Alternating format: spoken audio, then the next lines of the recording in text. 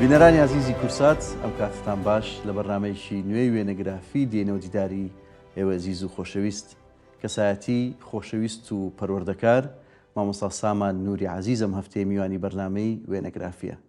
مامۆستا سامان یەک لە مامۆستا و پەروەردەکارە دێرینەکانی شاری سلێمانی و ساڵانێکی زۆر لە بواری پەروەردە وەکو مامۆستا وەکو سەرپەرشتیار خزمەتی گەورەی کردووە بۆ بواری پەروەردەوە جێدەستی لەو بوارەدا دیارە. هاوکات کوڕی خانەوادە و بنەماڵەیەکی دێرین و دیاری سلێمانیە، خاوەنی ئەرشیفێکی دەوڵەمەندی وێنەی و ئەزمونێکی زۆرە. هەوڵ دەدەین لەم بەرنامەیە باز لە ئەزمون و لە یادەوەریەکانی مامۆستا سامان بکەین، هەر لە گەڕەکی شێخان و کارێزی ئەحمەد زەنگەنەوە هەتا تەمەنی ئێستای. مامۆستا گیانم کاتت باش. چاومان ڕوو زۆ خۆشحاڵ بوو کە جارێک تر بە دیداری جەنابت شاد بووین. تەندروستی چۆنە ئێستا؟ زیاتر ڕۆژانە بەچیەوە سەرقاڵیەوە تی دوایەوەی کە خانەنشین بوویت؟ بەخێر وێن سەرچاو. وەڵا ژیان 40 ساڵێک بە کار و پەروەردە و خزمەتی ئەو خوێندکار و قوتابیانەمانە کردووە. ئێستا کە خانەنشین بووین بۆ خۆمان بۆ ژیانی خۆمانەگەر زیاتر بەچیەوە سەرقاڵی ڕۆژانە؟ وەڵا ڕۆژانە خوێنی تۆ ئێستا وەکو جاران؟ ئێستا خوێنمەوە و ڕۆژانە خوێنمەوە و هەندێک بابەتی شمەیە بۆ وەرگێڕان خەریکی وەرگێڕانم. ئەو کاتانشی کەوا ماندووەبی لە خوێندنەوە و لە وەرگێڕان سەردانێکی برادەران و پیاسێکی ناو بازاڕی سلێمانیەکەی پێما بە جاجاژ ئەنووسیت مامۆستا ئێستا بینیمە شیعرە نووسیت و وەڵاهی ئیتر ناوبەناو خەریکەم ئەو ئیلهامی کە بۆ دێت و بە حکمیەوەی کە من بەشی کوردیم تاو کردەوە لە کۆلێجی ئاداب هەر خولیان بووم لە سەردەمی ناوەندیمەوە خولیای خوێندنەوە بووم، خولیای هۆنینەوەی شیعر بووم. ئەو کاتە خوێندن لای ئێمە عەرەبی بوو، زیاتر نووسینەکانم بە عەرەبی بوو. دوایی ئەچینە لای کتێبخانەکەت و باسی ئەوانە ئەکەین ئەبێ شیعرێکی خۆشمان بۆ بخەینەوە. بەس پێشەوە من پێم خۆشە بتبەمەوە بۆ گەڕەکی شێخان کارێزی ئەحمەد زەنگەنە و تەمەنی مناڵی تۆ پێما بێ لەوێ لەدایک بوویت؟ بەڵێ. ماڵتان لەوێ بوو؟ بەڵێ. باوکتە و کاتە کاک نووری عەزیز لە ئیدارە مەحەلی بوو؟ بەڵێ. ئێوە شەمووتان لەوێ لەدایک بوون پێما بێ. یادگاریەکانی تەمەنی مناڵیت ئەو ساڵانەی کارێزی ئەحمەد زەنگەنە چیت بەبیر ماوە؟ بەخوا سەردەمی مناڵیم کە لە کارێزی ئەحمەد زەنگەنە بووین لەگەڵ کوڕانی دراوسێکانمان هەمووی 4 ساڵ و 5 ساڵ بوو. هەر ئەوەی کە بەبیرمانێت تۆ زیاریکردن بوو دایکان چۆن کۆیانە کردینەوە و قسەیان بۆ کردین تاوای لێ هاو ئیتر ئێمە بڕۆین لە ئەوێ. بەڕاستی ناخۆشترین کات بووە من، چونکە هیچ ڕەفیقێک و هاوڕێکم نەبوو جگە لەوانەی کە دەوروبەری خۆم. ئیتر کە بارمان کرد و ڕۆشتین بەرەو سەرچنار وەمەزانی لە ژیان دەرکراوم. هاوڕێکان بەبینی بێتاقەت وەسابوون بە دیارمانەوە، منیش وەمەزانی تر نایان بینمەوە. ماوەیەکی کەم دەدوای لەدایکبوونی تۆ ماوەیەکی کەم لەو گەڕەکە بن بەهۆی ئیشوکاری باوکتەوە کە لە ئیدارە مەحەلی بۆ دواترەچێ بۆ کارگێکی منتوی سەرچنار ئێوە چنە سەر خانووەرەگرین لەوێ ئیتر چینە سەر ئەو خانوانەی کە پێڵێن خانووی مەعمەل. بەڵێ خانووەکانی مەعمەل. ئەم وێنەیە مامۆستا ئەمە وێنەیەکی جەنابتە و دایکت و باوکت. بەڵێ. باوکت پێما بێ ئەو ساڵانە لە ئیدارە مەحەلی شۆفێر بوو؟ بەڵێ. دوای ئەوە نەقلی خەدەماتی کرد بۆ کارگێکی من تۆ. تا کۆتایی بڵێن کە خانەنشین بوو هەر لێ مایەوە هەر ماڵیشتانە سەرچنار بوو. بەڵێ بەڵێ. دەستەکانە خۆش بێ، ڕۆحی ئەوی شاد بێ. ئەمە ژوێنێکی دایکتە. ئەمە دایکت ناوی چی بوو مامۆستا؟ ئەوە فەوزی عەبدولمەجید. خزمی باوکە بوویان؟ هەر ئامۆزان لەگەڵ باوکمە. خوافی کە بەڕاستی دایکێکی میهرەبان خۆشەویست توانی ئەو مناڵانە پەروەردەکە کە کاتێک باوک لەسەر ئیشە و لە کارە. زۆر دیارە بە تایبەتی خێزانی ئێوەش کە ماشەڵڵا خێزانێکی قەرەباڵغ بوون پێما بێ 7 خوشکتە بوو مامۆستا. 7 خوشکم هەبووە، یەکیان ئەمری خوای کرد هەر بە مناڵی ماینەوە 6 خوشک و 3 برا. تەمەندرێژ بن، تەمەندرێژی بوو ئێوە. دیارە ئێوە خێزانێکی دیارن، ئەمە ڕسمی هەرسێ براکەن مامۆستا سیروان نووری عەزیز بەڵێ ڕێز و خۆشەویستیمان بۆی هەیە لێرەوە کاکامرانی برات بە هەمان شێوە. بەڵێ ئەمە کاکم مامۆستا سیروان لەگەڵ خۆم لەگەڵ مامۆستا کامەرانی برام ئەم وێنەمان گرتۆ بۆ یادگاری. دیارە فەرقی تەمەندتان هەیە لە بینی براکانە مامۆستانی زۆر وەکو هاوڕێتی لێکەوە نزیک نەبوون بەس ئەوەنەیە بینیم نانی بۆ زۆربەی مناسبە بۆ زۆربەی شوێن هەر بەیەکەوە ئەچن و بەیەکەوەن. ئێمە ڕاستە فەرقی تەمەنمان هەیە بەڵام دائیمەن هاوڕێ بووین. من و کاکم 9 ساڵمان بینە و من و کامەرانیش 6 ساڵمان بینە. تەمەند درێژم ڕێز و خۆشەویستیمان بۆ ئەوانیشێ. ئەمەش وێنەی خوشکەکانتە؟ ئەمە هەر 6 خوشکەکەمە و من و مامۆستا کامەرانی برام ئەم وێنەیەمان گرت لە دوکان چوین بۆ سەیرانگا نەورۆز بوو. تەمەند درێژ من ئیشەڵڵا. سپاس دەکەم بژیت. مامۆستا کۆنتترین وێنەی تۆ کە هیتە بگەڕێتەوە بۆ تەمەنی مناڵیت ئەم وێنەیە کە دیارە بە دەفتەر نفوسەکەتەوەیە هی ساڵی 61 کە پێما بێ دەفتەر نفوسی ئەو کاتەیە ئەمە بەڵێ ئەمە کە بردیانم بۆ ئەوەی لە ساڵی 63 نفوس دەربێنم چکە مەکتەب وەرە ناگرێتەوە مدەیەکیان بۆ دانابووی ئیتر ئەمە من لەگەڵ دایکم چووم ئەو کاتە لە بەرامبەر مزگەوتی گەورە وێنەگر هەبوو لەوێ وێنەکەمان گرت و هێنەمان بۆ داری نفوس و ئەمەیان بۆ دروستکردم کە تا ئێستا احتیفازم پێوە کردووە. یادگارێکی جوانە. مامۆستا تۆ لە شێخان فریانەکەوتی بچیتە قوتابخانە؟ لە سەرچنار چیتە چ قوتابخانەیە؟ هەر قوتابخانەیەکیان دروست کرد ڕیزێ خانوو. بینێ قوتابخانەیان نەبوو سەرچنارە؟ نەخێر ڕیزێ خانوو ڕووی کرد بۆ دەشتەکە ئەوەیان کرد بە قوتابخانە هەر خانوویەکیش دوو پۆلیتیا بوو ئیتر تیا دانیشتین بەڕێوەبەر کۆمەڵە مامۆستاش هاتنە ئەوێ تا قوتابخانەکە تاوا بوو. ئەو کاتە سەرچنار بچکۆلە بوو یار دووریش بوو لە سلێمانیەوە هەر ئەو خانوانە بوو هەر خانووەکانی معمەل. بەڵێ لە بیدایەتی قۆری پیاڵەکەەوە تا بازاڕەکە ئەمە هەموو سەرچنار بوو. ئیتر لە پشتی سەرچنارەوە هەتا ئەگەشتیتە مەجیبەک و ئیسکان خانووی پێوە نەبوو. بەچی هاتو چۆدانەکرد مامۆستا لەو بینێ؟ سەرەتا بە ئۆتۆمبیلەکانی معمەلی کارگەی چیمەنتۆی سەرچنار دوای ئەوە پاسیان بۆ دابینکردین هەری کارگەی چیمەنتۆ کاتی دیاریکراوی هەبوو ئەوە لەو کاتە لێ بەڵێ لە ئاخریشا کە لە سلێمانی بەجێ مایتایتر هیچ نەبوو بهێنێتەوە ئەوە تەکسیەکە بگرتایە ئەو تەکسیانەش هەمووی بە پەنجەی دەست ئەشوێران نەقلیات بوون. دوای ئەوە پاسی کەی پاسی مەسڵەح هات؟ مەسڵە ئەو کاتێک کە هات من لە سەرەتای پۆلی 6 بوو 6 بنەڕ لە شەستەکانە. بەڵێ پاسەکان هاتن. ئەم وێنەیە وێنەیەکی دیارە کۆنە تەسەوڕەکەم ئەمە ناوەڕاستی شەستەکان بێ. ئەوە کوێ مامۆستا؟ ئەمە قوتابخانەی سەرچنارە کە دروست کراوە و من لە پۆلی پێنجی سەرەتایی بووم. ئەمە لە هەموو پۆلەکان کە شافیان دانابوو مامۆساکەشمان مامۆسایکی عەرەب بوو وەرزشی پێوتین. بەڵێ بەڕێوەری قوتابخانەکە بوو؟ ئەو کاتە بەڕێوەری مامۆستا فایق بوو. مامۆستا فایق کورد بوو. خەڵقی سلێمانی بوو لە خانووی معمەلی شا بوو. مامۆستاکان زۆربیان خانوویان وەرگرتە بوو بەهۆی کە لێ مامۆستان. زۆر ڕاست. ئەم وێنەیە وێنەیەکی زۆر جوانە قوتابخانەی سەرچناری کوڕان ساڵی 1967. ئەمە پۆلی 6 بنەڕەتیە. ئەمە من هەم لێرە ئەمەی کە لە خوار و داڵی لای ڕاستەوە مامۆستا مەحەمە مامۆستا قار مامۆستا حەمید کە خاڵمە ئەنگلیزی پێوتین ئێستا ئەمری خۆیان کردو ئەمان ڕاحیان شاد کەس لەوانە ئەناسیتەوە هاوڕەکانی ئەو سەردەمەت؟ ئێستاش پەیوەندیم لەگەڵ زۆربیان هەیە. من هەفتانە ئەچم بۆ لایەن بوو بازاڕ پێنەوانەی کۆن هاوڕێت بوون ئێستاش؟ جەلال محەممەد هەبوو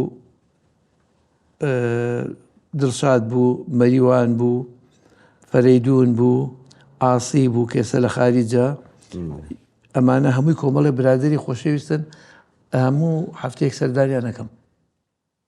زۆر ڕاستە یادگارێکی جوانێ ئەو ساڵانی سەرچنار. ئەم وێنەیەش وێنەیەکی توێ لە تەمەنیشی دیارە مناڵیایە بەسێم خۆش بزانم ئەو شوێنە کوێ مامۆستا؟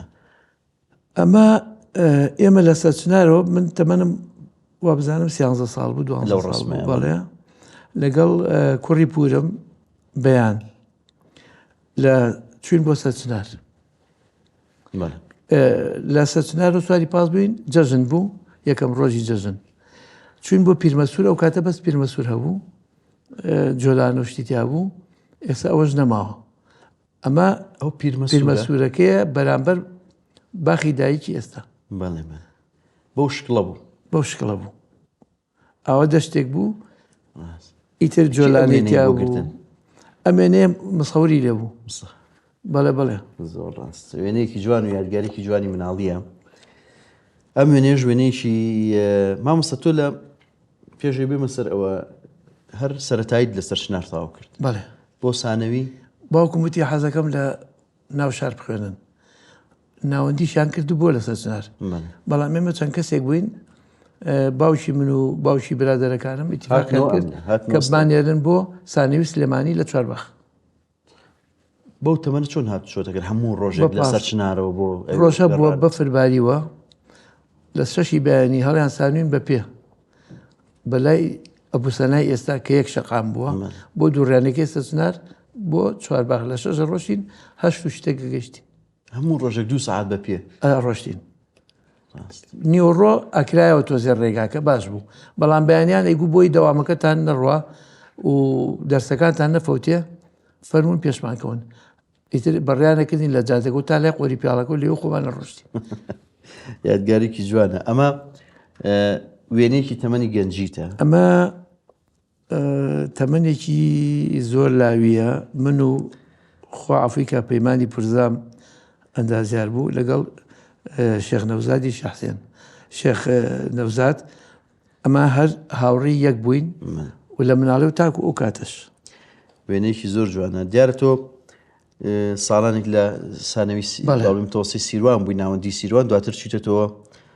ئامادەی سلێمانی ئەم وێنەیە لە ساڵی حەفتاکان گیراوە وێنەیەکی زۆر جوانە ئەمە پۆلی چواری گشتی بوو پیان و ڕابە عامە و کاتشکە خوێنە عەرەبی بوو ئەمە پۆلەکەمانە خۆمان وێنەمان گرتووە مامۆستا شتمان لەگەڵانیە بەس خوێندکارەکان خۆیانن ناو حەوشەی ئامادەی ناو حەوشەی ئامادەی سلێمانی چکە دوو حەوشەی هەبووی چێک لەم بەرێکێ لەو بەر وا بیناکە ڕێکەوتە بوو ئەو ساڵانە مامۆستا دیارە هۆڵی ئامادەی سلێمانی کە لە ناو بینای ئامادەیەکێ زۆر چالاشی هوەری و شانە و ئەم شتانی هەمشتیا بوو خاعشی مەساشن ئێوە مەسەمکو خوێندکارانی و ئامادەیە ئەچوونە ئەوێ و تێکەڵی ئەم ئەچوین بەڵام ئەویش بە موافقات بوو ئەبواە پەروەردە ڕازی بێ و ئەو نەشاتە چییە کە تۆیەکی ئەو چالاکی کە تۆیەکی چییە بۆ چ مناسبەیەەکە بەڵام هەر نزیک بوون لەوەی کە هونەرمەندای تریش ئەیان کرد لەوێ بەڵێ خۆ زۆر جاریش ئێمە ئەماینەوە کە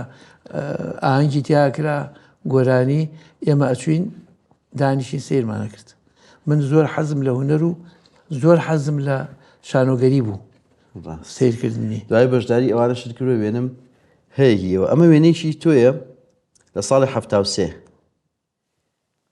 پێ بابێ ئەو کە شافێ ئەو ئەمە کوردستان ئێمە لە سانەوی سلێمانی بووین ئەو کاتەشە لە پۆلی چواری عام یعنی کە ئێستا پێڵێن دە پۆلی دەمە ئەمە کۆمەڵێک هەڵبژێراین کە بچین بۆ لای ئەبوخرێ شوێنێک بوو پیان و ئەبوو منێ سیر لێ بە کەشافەی چوینە ئەوێ بە پاس بردیانین و بە پاسی شێناینەوە مامۆساداراش لەگەڵمانە بوو ئێستا نەماوە لە ژیانە مامۆسای وەرزش بوو ئەو سەرپەرشتی گەشتەکەی کردین یادگارێکی جوانەمە شەروێنێکی ئێوەیە دیارە لە ئەمە هەر ئەو کاتەیە بەڵام بە جلوبەرجی دیدەوانیەوە لە گۆڕەپانی تەحریر گرتومانە ساڵی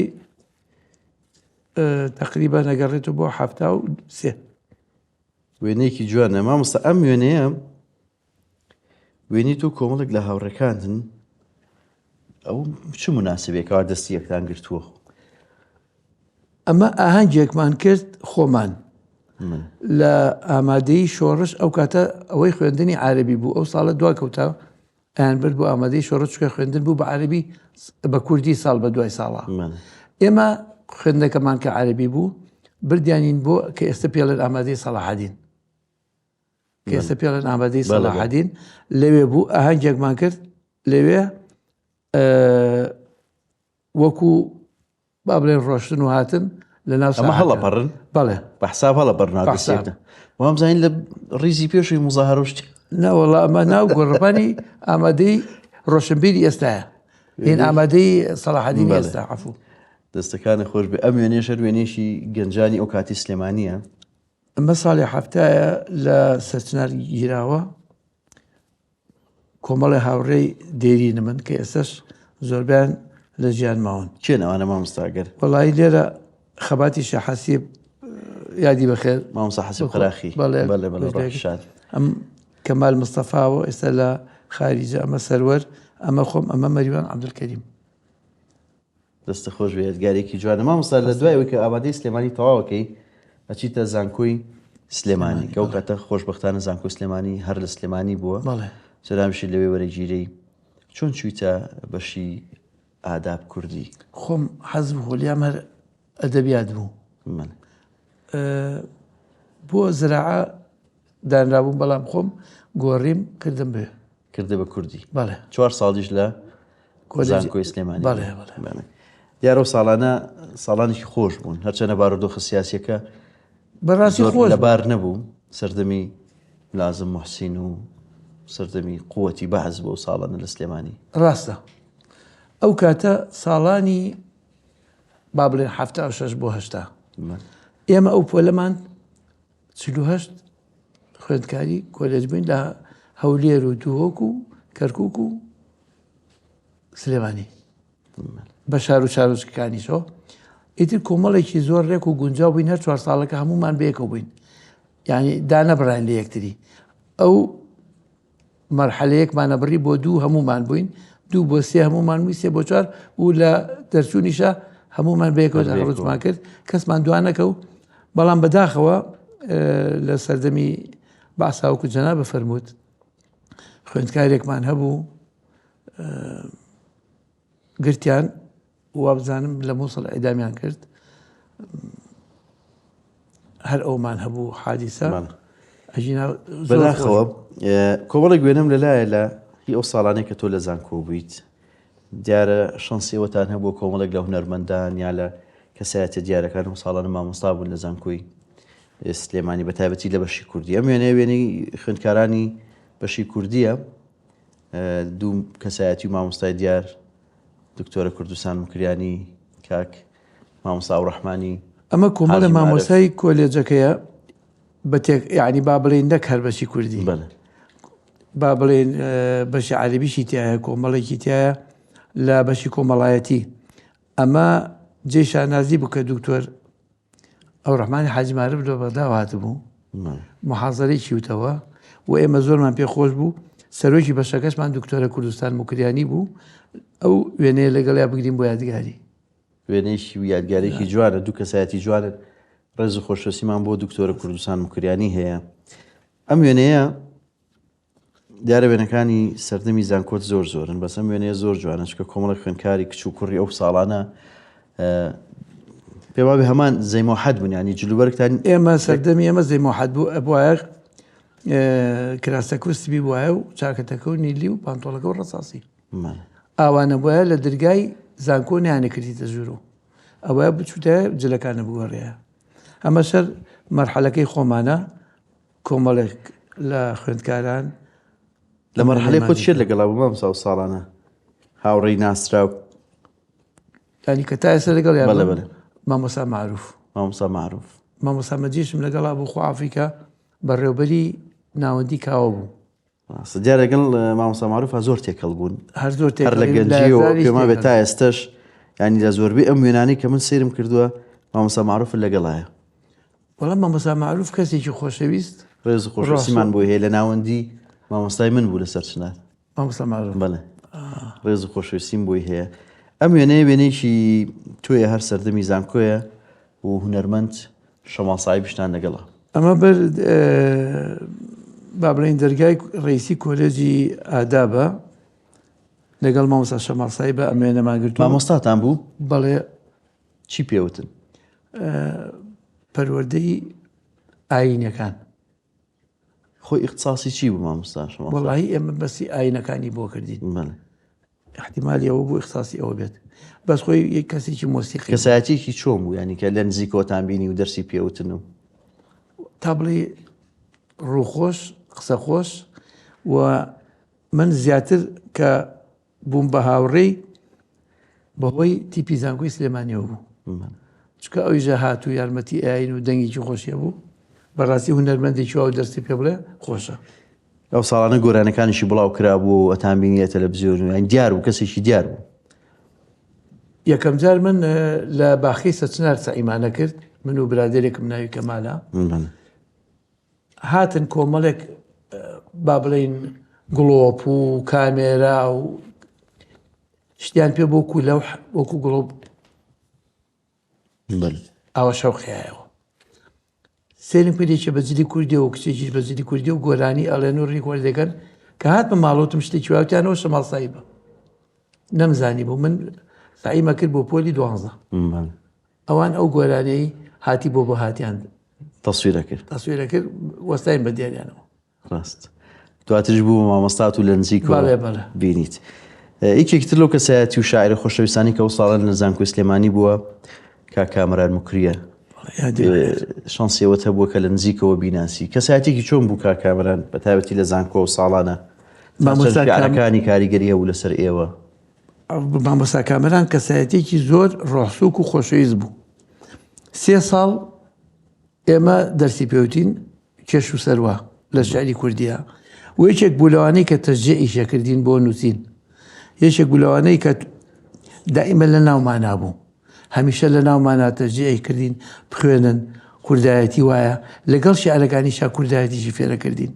ئاگاتان لە خۆتان بێ، وریای خۆتان بن، کەسانێگەن شتان لێپرسن لە خۆتانەوە شت مەدرکێنن، نەکو ئەمە ناحەز بێ. یعنی کەسێکی سیاسی وەکو مامۆستا کامران بگری کەم بوو لەو کاتە. ڕۆحی شاد بێ. پێمە بە هەر لەو ساڵانە هەندێک جار مامۆستا هێمن موکریانی شاعریش سەردانی زانکۆیە کرد. تۆ لە نزیکە ئەوت بینی؟ من لە نزیکەوە بینی، بەس کۆڕی شعر خوێندنەوەشتی هەبوو لێ چانسی ئەوم بەرنەکەو کە بیبینم لە کۆڕە. ئەرۆڵە دەستەکان خۆش بێ و ڕۆحی ئەوانی شاد بێ. ئەمە ژوێنەیەکی ئێوە دیارە هەر خوێندکارانی زانکۆن، ئەوەی کە من بیناسمەوە لەم وێنەیە مامۆستا ئەسعەد قەرداخی تایە برای مامۆستا ئەنوەر، ئەوانی ترچێن و شوێنەکە کوێیە؟ ئەمە زانکۆی مووسڵە، مێرەجانی زانکۆکانی عێراق بوو و ئێمە پلەیەکەممان بەدەستێنا لە مووسڵیش. ئەو هەڵپەرچەیە بوو مناسبەتەوە بوو و ئەوە مامۆستا یادی بەخێر ئێستا لە ئەوروپایە و نەهاتوتەوە. کاگەسعەد کەسێکی جوانە، زۆر ڕاستە. ئەمە ژوێنەیەکی ترە هەر هونەرمەند شەماڵ سایبی تایە لەگە کۆمەڵێک لە خوێندکارەکان. ئەمە کاخالی مصەور و خۆی و کۆمەڵێک خوێندکار بووین، پێمان خۆش بۆ مامۆستا معروفیشی تایە وێنێ. بەڵێ ئەوە تا لە تەنیش کاک شەماڵ سایبەوەی بڵێ. مامۆستا ڕیاضەت کردووە وەرزش؟ وەڵی من ئەمە سەردەمی زانکۆیە، ساڵی 77. من لە پۆلی 6 سەرەتایە و حەزم لە تۆپیان بوو. ئیتر زیاتر خومایە باسکە و بالە نەک تۆپی پێ. ئەمە تیپی بالی زانکۆی سلێمانیە؟ ئەمە تیپی دەستە، تیپی دەست. بڵێ ئەوە هیلمان هەبوو لە ناو کولیەکان، ئێمە لەگەڵ هەندەسە لەگەڵ کشت و کاڵ پێشبڕکێمان هەبوو. ئەو وێنەیەماگەی لە گۆڕەپانەکە بۆ یادگاری. دەستەکان خۆش وێنەیەکی جوان. ئەمە ژوێنەی ئێوەیە لە کافتریای زانکۆ. ئەمە بەداخەوە مامۆستا مەجی هاوڕێی خۆشەویستم، ئەوەی لای ڕاست، ئەوەی لای ڕاست لە گیانە نەماوەک مامۆستا معروف تاکە هاوڕێی خۆشەویست و برامە. ئەوە نانمانەخوا لە کافێتریاکە. وێنەیەکی جوانی ئەو ساڵانەی زانکۆیە حەفتاکان.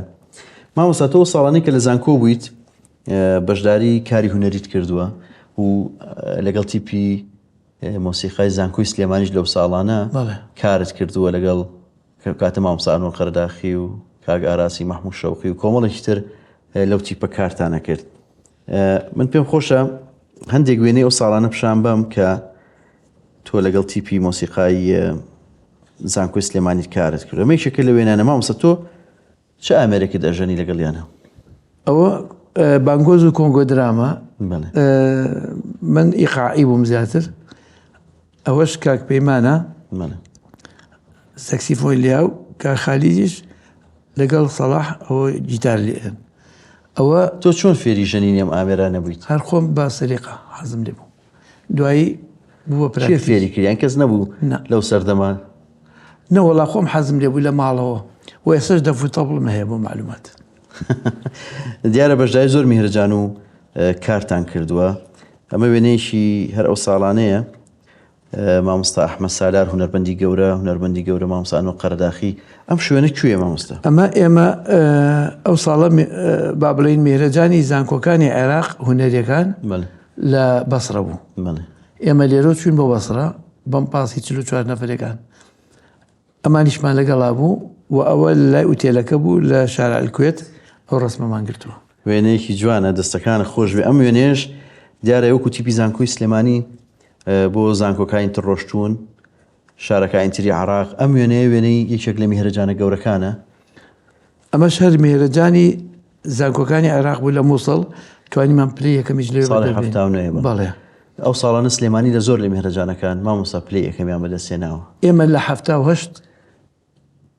لە بەغا بەدەستمانێنا لە 79 لە مووسڵ لە 80 لە بەسرا تیپە هونەریەکانی سلێمانی زۆر دیار بوون و زۆر بەتوانا و ناسیب مۆسیقای سلێمانی لە میهرەجانی یەکەم و دووەمی هونەری کوردی لە بەغا یعنی بە پلەی ئیمتیاز با بڵێن یەکەمە بنوە تیپەکانی زانکۆی سلێمانیش لە زۆربەی شارەکانی عێراق و ساڵانە یەکەم بوون ئەو کاتانە وەکو باسێکی لەو ساڵی 74 کە میهرەجانی هونەری لە بەغا بوو تیپی مۆسیقای سلێمانی لەگەڵ تیپەکانی کە لە قاعی خولد بوون ئێمە وەکو تیپی ئەو کاتە لە زانکۆی مستەنسەریە ئێمە ئەو کاتە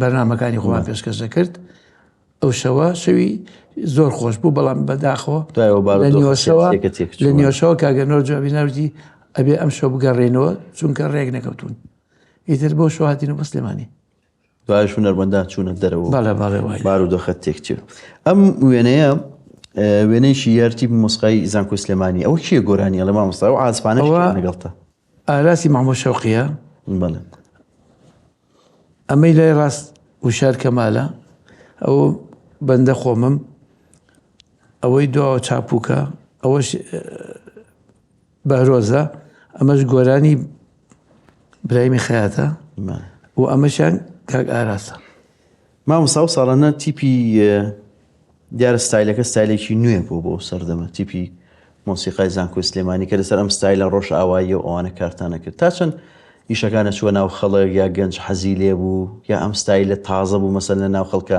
هەر لە ستایلی جلوبەرگ و شێوازی گۆرانی وتن و ئەو ئامێرانەشی کە بەکاری هێنێ ئێمە لە زانکۆی سلێمانی سێ جۆر تیپمان هەبوو تیپێکیان پیان و ڕۆژهەڵاتی ئەوە ئامریکەمانەکان و فلوت و شمشاڵ و ئەمانی دیا بوو تیپەکی کە تیپی میلی بوو کە مەدەف و باڵەمان و ئەمانی دیا بوو ئەو تیپێکی ڕۆژ ئاوایش کەوا گیتار و جاز و سەکسیفۆن ئەمانە بوو ئێمە لە هەرسێ من خۆشبەختانە لە هەرسێ تیپەکە ئەندام بووم یعنی ئەگەر ڕۆژ ئاوایی بواە منی تیا بووم ڕۆژهەڵاتی بواە منی تیا بووم میلیەکەش با من دەفەکەم لێ ئەیە ئیتر هەموو ئاهەنگی سەری بیدایەتی دەوامی با بڵێن خوێندکاران ئێمە لێ بەشداریمان کردووە هەرەکەشی بینەر و گوێگری تایبەتی خۆی بوو هەر شێوازێک بۆ یەکناسینی کۆلێجەکان زۆر گرنگ بووە یەکتر ناسین بووە ئەمە وێنەیەکی هەر تیپی مۆسیقای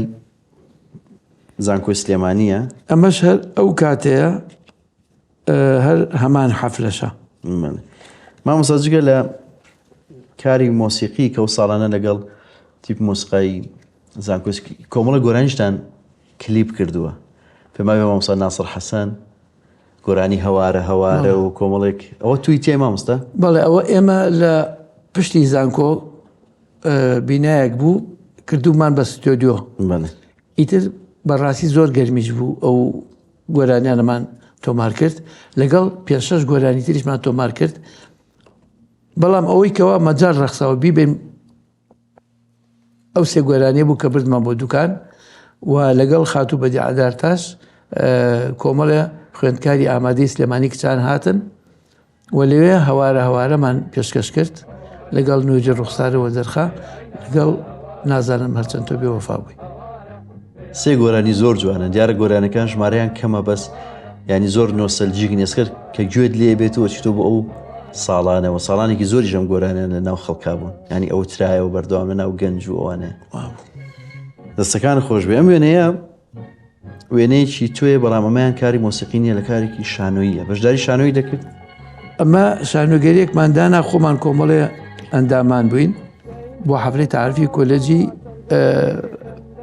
ئیدارە ڕوخسات. ئەوەی کە دانیشتۆ لای ڕاستە ئەویان بە کڵاوەکۆ منم. دەست خۆش بێ. ئەم وێنەیەش تۆی دیارە هەروەختی خۆشی باڵا بەرز و ڕەشیق و ئەو بوویت بەکاریان هێنایی بۆ نمایشی جلوبەرێک. جلی بادینی لەبەرای ئەوە کوێ لەسەر مەسەڵ؟ ئەمە بەسرە ئێمە لەگەڵ ئەو شاکاری هونەرێکارمان کرد، نمایشێکی جلوبەرجی کوردیمان کرد، هەر لە هەورامانەوە تاکو بادینان، تاکو سۆران، گەرمیان، هەرێکە بەستایلێکی جیاواز زۆر جێ سەرنج و بایەخی ئەوە خەزانکۆیەکە مامۆستا. ئەمە لە بەسڕەیە. بەسڕەیە نمایشی جلوبەرجی کوردی لە قاعی سەرەکی زانکۆی بەسڕە. کارێکی جوانە. ئەم وێنەش پێم خۆشە پیشانی بەم تۆ و هونەرمەند شەماڵسایی بن لە نزیکەوە. یادی بەخێر. وێنەیەکی جوانە. ئەم وێنەیەکی کۆمەڵێک هونەرمەندی ئەو کاتەیە لەگەڵ هونەرمەندی گەورە مامۆستا کەریم کابان. ئەو شوێنە کوێ چۆن بێکەوە کۆبوونەتەوە؟ ئەوە مهرەجانی هونەری بوو لە هەولێر. ئێمەش بەشدار بووین وەکو تیپ و یەکێک لەوانەی کە بەشدار بوو بۆ گۆرانیش مامۆستا کەریم کابان بوو، یادی بەخێر. و ئەمانە لە کۆلێجە جیاجاکانین ئێمە. ئەمە چنارۆکە هەیبە سوڵتان. ئەو کاتە بەس هەیبە سوڵتان هەبوو کە هاچۆمان لێ کرد. ئەمە چنارۆکە لە دامێنی هەیبە سوڵتان ئەو وێنەیەمان چرکاند. دەستەکان خۆش بێ مامۆستا، کۆمەڵێک وێنەی زۆر جوانن بەڕاستی و ساڵانی زانکۆ یادەوەری زۆر جوانن، ساڵانێکی خۆش ژیاون، هەمووەکو خوێندن، هەمووەکو کارە هونەریانە، هەمووەکو کەلو کەسایەتیانە و نزیک بوون و ساڵانە لێرە لە سلێمانی. کۆمەڵێک وێنەی ترم پێماوە بەڵام پشووە گۆرەگرین و دواتر بێکەوە بەردەوامە بین. خۆشەویستان، لە دوای وچانێکی کورت لەگەڵ مامۆستا سامان نووری عەزیز بەردەوامە بین.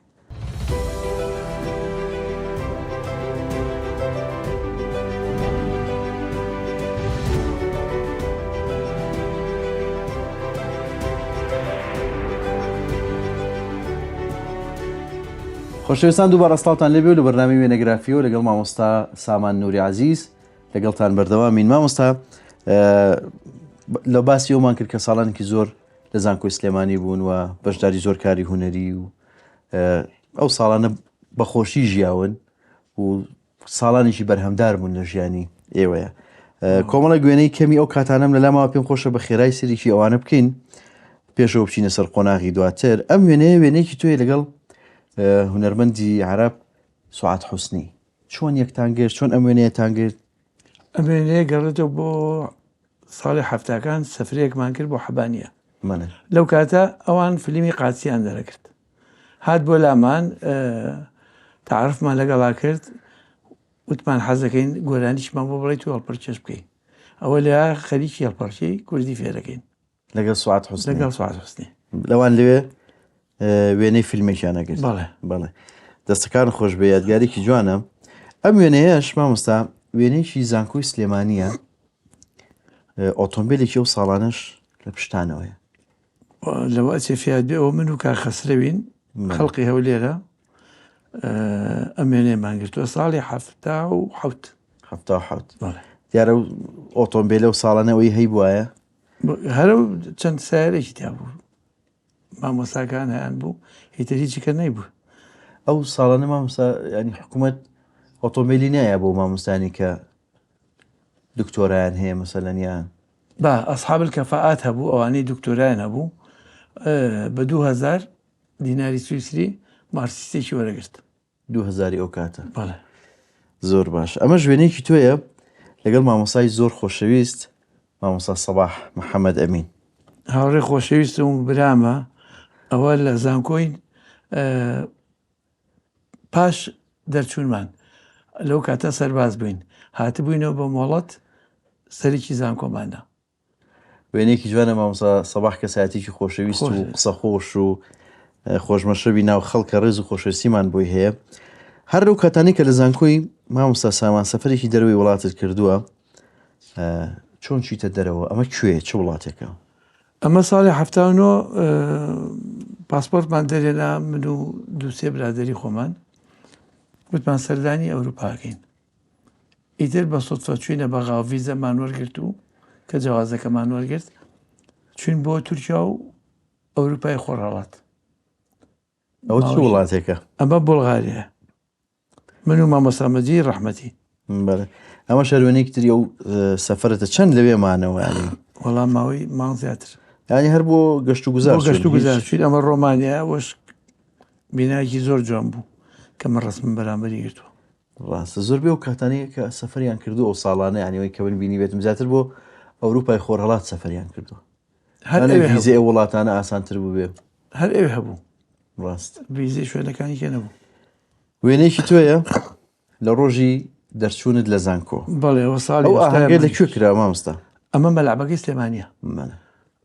مانگی 6 ساڵی 80 کە دەرچوین. ئاهەنگێکی گەورەی دەرچوونیان بۆ کردوون لەوێ. ئیتر و کاتە لە هەموو عێراقەوە کە سوکاری ئەم خوێندکارانە هاتن بڕاتە بێ مەلعبەکە جمەی ئەها دەریشەوە چکە هیوا هەبوو کەسێکی زۆری بە پاسات بوو لە بەسڕەوە لە ناسرێ لە ئەمارە لە بەغا. ئیتر قەڵەباڵغێکی زۆر بوو لە خۆشی هەموو کۆلێژەکانیش بێکەوە لێک ڕۆژاکرا. هەموو کۆلێجەکان بێکەوە. ئەمە وێنەیەکی ئەمەش دەرچوونە ساڵی تەخەڕوجم بوو ئەو ڕسمیانەگرت بۆمان. وێنەیەکی جوانە دەست خۆش بێ مامۆستا تۆ لە دوایەوەی کە زانکۆی سلێمانی تەواوەکەی دیارە شانست هەیە کە تا ئەو کاتی تۆش زانکۆ تاواکەی زانکۆی سلێمانی هەر لە سلێمانی بوو بەڵام پێما بێت دواتر زانکۆی سلێمانی ئەبرێتە هەولێر. وا بوو تۆ لە دوای زانکۆ پێشەوەی دابمەزرەی ساڵانێک دیارە بۆی جەنگی ئەو کاتەی عێراق و ئێران و نیزامی با بڵێن سەربازی ئەو کاتە ساڵانێک سەرباز بوو. وا بوو لە ساڵی 80 کە تەخەڕوجمان کرد ناردیانین بۆ ئاسکەری. لە 83 ئینتیدابەکە دروست بوو بۆ کورد. ئەو بوو ئەگەر بی بە مامۆسا ئینتیدابە دەکەن. هاتینەوە بۆ پەروەردە و داناین من بەربنگرد کەوتم. یەکەم دامەزرانی ساڵی 83 بوو. بەڵێ مانگی 5 چی بۆ بنگرت. بەڵێ پێم خۆشە دوای باسی ئەزمموی مامۆستایەتی و ئەو ساڵانی کە مامۆستا بووی و سەرپەرشتیار بووی ساڵانێکی زۆر بێکۆ دوای باسیەکەین بەس یەک قۆناغیتری ژیانت پێم خۆشە کە هەر لە ساڵی هەشتاکان ژیانی هاوسەریت پێکێناوە ساڵی 1970 لەگەڵ کێ؟ لەگەڵ چۆپی جەمیل مستەفا موفتی. لەگەڵ چۆپی خان چۆن یەکتان ناسی؟ وەڵا هاوڕێی هاوسەری براکەم بوو. ئەو کاتە براکەم هەرچەند لە خۆم بچووک دەربوو کاکامەران مامۆستا کامەران پێش من ژنی هێنا. من بەتەمای ژنێنان نەبووم بەڕاستی لە ئاهەنگی ئەڵقە گۆڕینەوە ئەمانە بەڵێ چۆپیشی لێبوو کە هاوڕێی خۆشەویستی هاوسەرەکەی کامەرانە وەلایەزال ئێستا سەر وایە لەوێ باوکم و دایکم و ئان بینیان وتیان سامان بە ئەم کچە ببینین ماڵ و ڕێک و پێکە و خانەدان و ئەسڵی شارەکەیە. منیش قسەی باوکمم پێنەشکا و یعنی باوکە بەدڵی بوو. باوکم زۆری بەدڵ بوو دایکم زۆری بەدڵ بوو. پێتەوان خۆشم دوایە بێ بەدڵم بێ.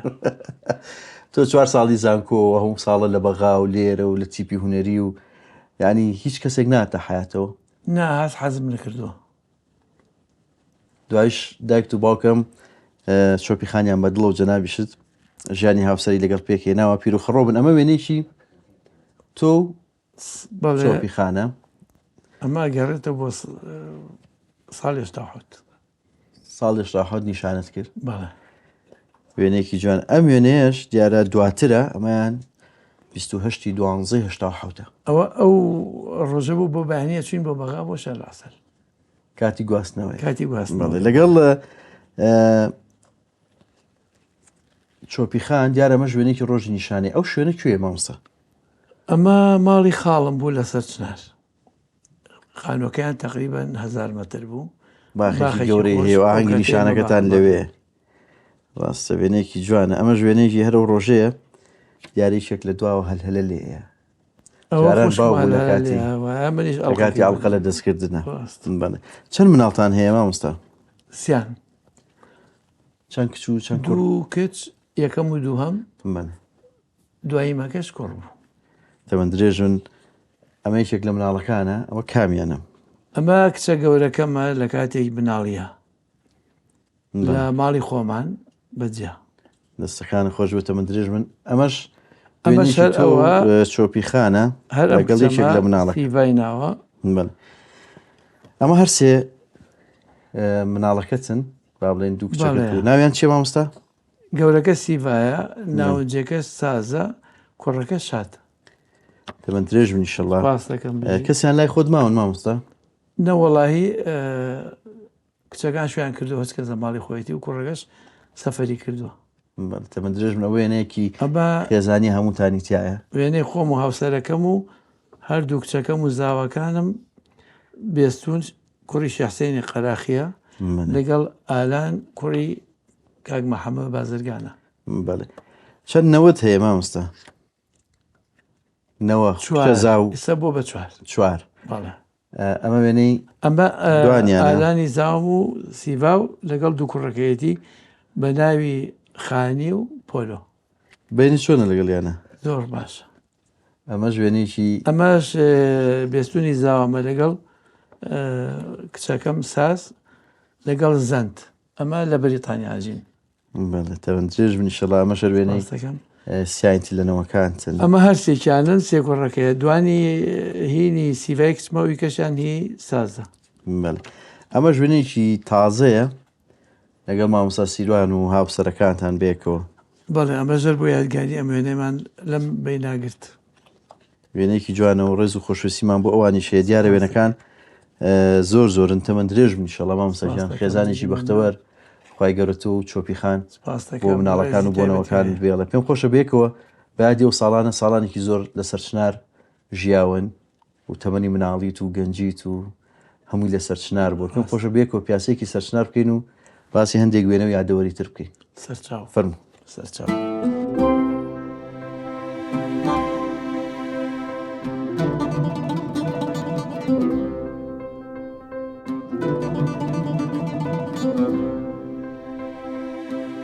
مامۆستا سامان ئێستا ئێمە لە گەڕەکی سەرچناری و تایبەتی لەناو خانوەکانی کارگەی چیمەنتۆی سەرچنارەوەی کە پێڵێن خانی مەعمەل لێوە ساڵانێکی زۆر ماڵتان لەم گەڕەکە بووە ئەم گەڕەکە جارە شێوازی دروستکردنی خانوەکانی شێوازێکی تایبەتە ئەم خانوەکان بچووکن هەم کۆڵانەکانیشی باریکن ئێوە چەند ساڵ ماڵتان لێرە بوو؟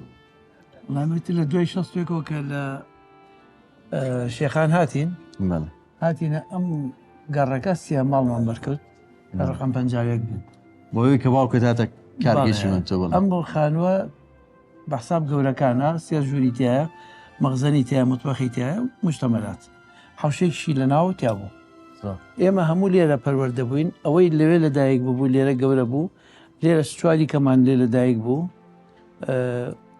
کۆڵانێکی خۆش بەس هەندێک گۆڕانکاری ئێستا پیاکراوە هەندێکی زۆربەی خانەکان دەستکاری کرا بەس من سێری ئەوم لێ مامۆستام خانوانە لە ڕووی ڕووبەرەوە بچووکن و ژوورەکانیشی کەون بەڵام ینی ماڵێکی قەرەباڵخی وەکو ئێوە ماشەڵات دەکەس بوون هەندە هەر مناڵتان هەبووە چۆن جێگەتانە بووە چۆن ینی سی دراوسیەکان چەند نزیکن لێکەوە شێوازی ژیانی ئەو کاتە ئەم 80 مترە خانۆکان 80 متر ناگاتە سەیانی ئەو پەڕی ئەمە لەو ژوورانە هەمومان تیا ئەنووسین و هەمووشمان سعیمان تیا کرد و هەمومان لێ کاتە نانیش بەیانی و نێو ڕێوارەمانە خوارد و هەمووشمان هە لێرە شادەمان هێنا دەرچوون و هەموو کۆلێجمان تەواو کرد و 5 و 6 لە ژوورەکانە سعیشمانە کرد کەس لە کەس نەئەکەو ئێستا هەرێکە ژووری خۆی هەیە هەرگەزە ژووری خۆی هەیە مامۆسای تایبەتیشی بۆ ژیرێ و ئەجا هێشتا ناشتوانێت وەڵا ئێمە بە ئیسراحەت دوای ئەم کۆڵانەی کە ئێمە تیا بووین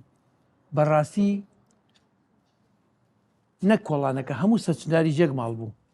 یعنی ئێمە کە هاتی نەکۆڵانەکەەوە گەنجێک بووین خواردنێکی ناخۆشمان هەبواە ئەچوی بزانین کامیان خواردنی خۆشی کردو لە دراوسێکە خۆمان پیا کرد.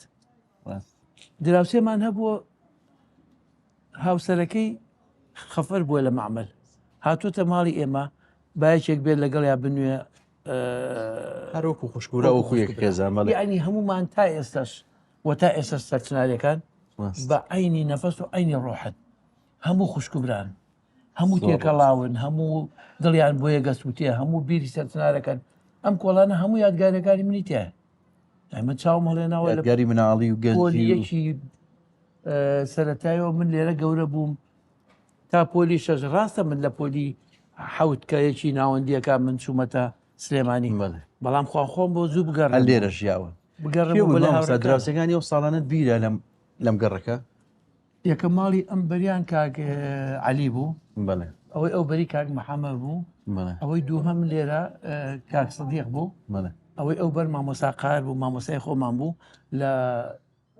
سەرەتایی ئەوەش ئێمە بووین ئەوەش ماڵی کاگە ڕەفیق بوو دراوسێمان بوو ئێرەش ماڵی کا عەبدوڕەحمان بوو ئێرە ماڵی کا غەریب بوو ئەو ماڵی کاک سەدیق بوو ئەو ماڵی کاک شێخ فاتح بوو ئەوەی هەموو دراوسەکان هەموو دوای 40 ساڵ ئێستش ناوی دراوسەکانی لەبەرە ئێستا ئێستا خەڵک ناوی دراوسەکانی خۆی نازانێت ڕاستە ئێمە هەموو یەک ماڵ ئێستش ناوی ئەوانە لە بیر ماوە دەستەکان خۆش بێ دیارە تۆ لێرە ساڵانێکی زۆر لێرە ژیاوی و یادگاری زۆرت هەیە لەم کۆڵانە خانووی معمەل لە سەرچنار ینی بەناوبانگ بۆ کاتە ساڵانێکی زۆر ینی خەڵک یادگاری هەیە لەگەڵم کۆڵانانە تۆ لە 1970 دائەمەزری و باسی ئەوماکە یەکەم دامەزراندنیش لە بنگرد بووە ئیتر لەوێەوە ئەزمموی خزمەتکردن تۆ لە بواری پەروەردە و مامۆستایەتی لە بنگردەوە دەست پێکە ئەو سەرەتایەت لە بنگرد چۆن دەست پێ کرد؟ وەڵایمە کە چوین بۆ کتابی ئینتیدابەکەمان بر بۆ تەژنید و یانین بە پەروەردە پەروەردە شوێنی بۆ دیاریەکردین بۆ من وتیان یا بنگردیا کەلار یا پێباس ئێوت بەس بۆ بنگرد کەلاری پێباس دوورە بۆ من کە چوون مێ سێ مامۆستا بووین و خوێندکارێکی زۆر وە زۆر خۆشیش بوو بەلامەوە بە مانگی جارێک ئەگەر بە هاتمایەتەوە لەبەرەوەی شوێنێکی خۆش بوو شوێنی جێی گەشتیاری بوو ئەچوین بۆ کانی تو ئەوانە ئەمە وێنەیەکی پێما بێ ئەو قۆناغەیە ئەمە خوێندکارەکانی پۆلی سێ لەگەڵ من و مامۆسا مەحموو ئەوانە ڕستمان گرتووە بەجلی کوردی مامۆستا داوامتانە کرد هەمووی بەزیلی کوردی بوو تەلەبەکانیش تەلەبەکان ینی تازە کرا بۆ ڕانەهاتبوون بەوردە ڕامان هێنان بۆ ئەوەش مامۆستا دیارە تۆ ساڵانێک لە بنگرد بووی بەڵام بۆچی دوای 2 ساڵ لەوێ گوازرایتەوە بۆ ڕێگەوبانی سلێمانی من شتێکیان دروست کرد گوایە لە تەنزیمات و چیتە بۆ کانی تو بۆ کۆبوونەوە پاشەگە پێشمەرگە باڵێ بەڵێ پاشە ڕوو کۆشتێکی زۆر من و کۆمەڵێک لابرای لە مامۆسایی منیانە بە ڕێگاوبانی سلێمانی لە ڕێگاوبانی سلێمانی مامەوە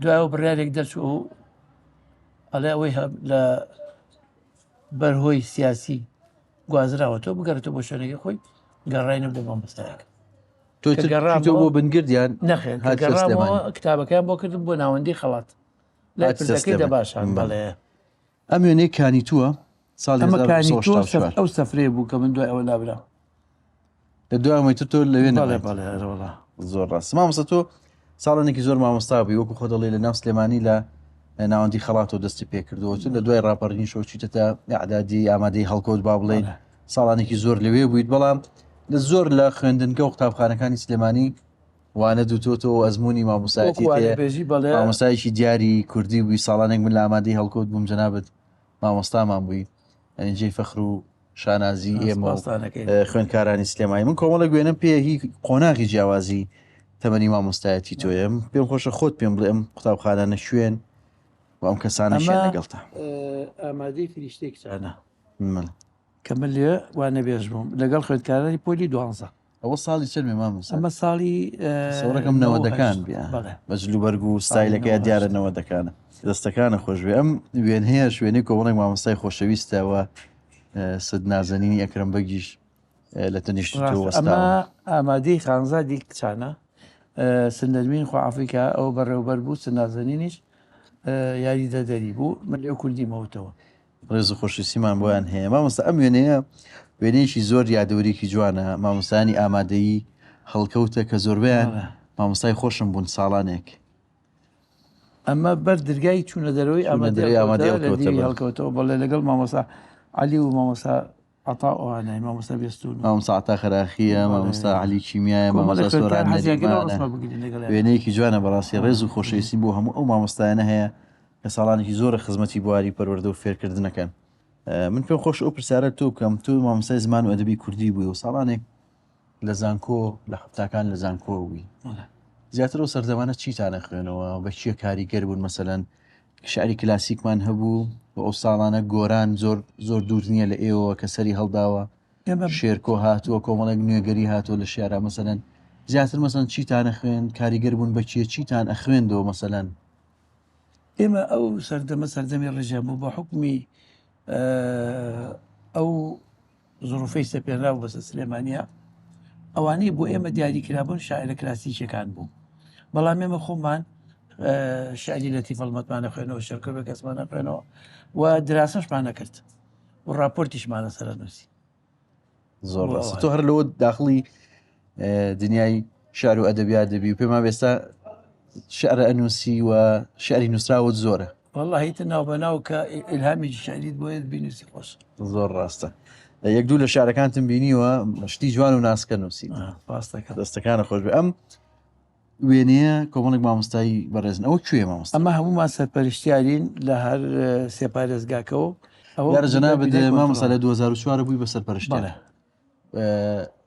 لە 2004 تا 2009 کە خانەنشین بووی سەرپەرشتیار بووە 10 ساڵیش لە لیژنەی باڵای ئەزموونەکان بووی لە هەولێر. بەڵێ 2 ساڵی یەکەم سەرپەرشتیار بووم دوای بووم بە یاریدەدەری بەڕێوەبەری سەرپەرشتیکردنی پارێزگای سلێمانی کە لێ مامەوە منیان تەرشیا کرد بچم بۆ لیژنەی باڵای ئەزموونەکان بۆ ساڵێک نیانێژ 10 ساڵ بێمەوە تاکو خانەنشین بوو. دەستەکانە خۆش بێ دیارە ساڵانێک خانەنشینی و چایخانە شاویژێکێکە لەو شوێنانی کە ئەمەدانیەک ئێمە کۆمەڵێک لە هاوڕێیان و مامۆستایانی سلێمانی لێ بەیەکەوە دانیشتون.